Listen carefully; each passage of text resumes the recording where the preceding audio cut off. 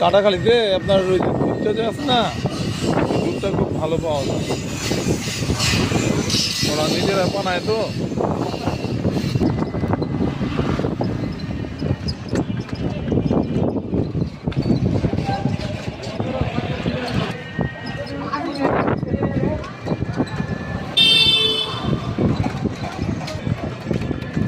এখানে নতুন হয়েছে আফরোজ খান স্কুল।